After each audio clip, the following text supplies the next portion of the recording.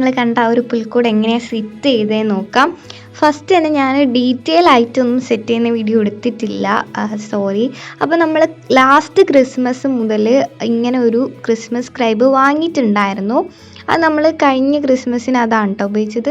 പിന്നെ നമ്മളത് നന്നായിട്ട് കവർ ചെയ്തിട്ട് എടുത്തു വെച്ചിട്ടുണ്ടായിരുന്നു. അതിനോടൊപ്പം തന്നെ ഒരു ചെറിയൊരു ക്രിസ്മസ് ട്രീയും കൂടി വാങ്ങിയിട്ടുണ്ടായിരുന്നു കേട്ടോ. അതാണിത്. ഇത് നിങ്ങൾ നേരത്തെ കണ്ടില്ലേ, അതുപോലെയൊക്കെയാണ് കവർ ചെയ്ത് വെച്ചത്. അതുകൊണ്ട് നല്ല രീതിക്ക് തന്നെ കവറായിട്ട് നല്ല സേഫ് ആയിട്ടായിരുന്നു കേട്ടോ ഉണ്ടായിരുന്നത്.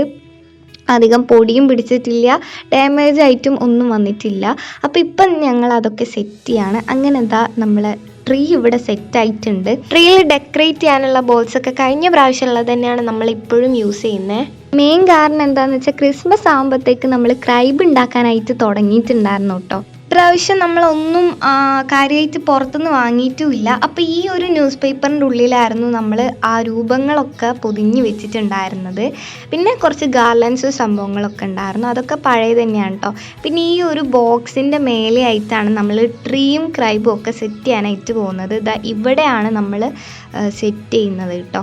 അപ്പോൾ നമ്മൾ കുറേ കൊല്ലങ്ങളായിട്ട് പുൽക്കൂട് ഉണ്ടാക്കാറായിരുന്നു കേട്ടോ. കഴിഞ്ഞ വർഷം മുതലാണ് ഈ ഒരു പുൽക്കൂട് വാങ്ങാൻ തുടങ്ങിയത്. അപ്പോൾ വലിയ പണിയൊന്നുമില്ല, രൂപങ്ങളും ഗാർലൻഡ്സും ഒക്കെ ഒന്ന് സെറ്റ് ചെയ്ത് കൊടുത്താൽ മതി. അപ്പോൾ അതൊക്കെ ചെയ്തിട്ടുണ്ട്.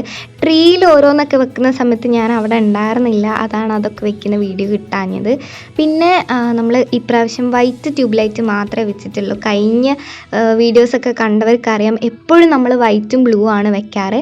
പിന്നെ നമ്മൾ ഒരു സ്നോ എഫക്റ്റിന് വേണ്ടി കുറച്ച് പഞ്ഞിയും കൂടി എടുത്തിട്ടുണ്ടായിരുന്നു. ഇതൊരു ടെഡി ബിയറിൻ്റെ പഞ്ഞിയാണ് കേട്ടോ.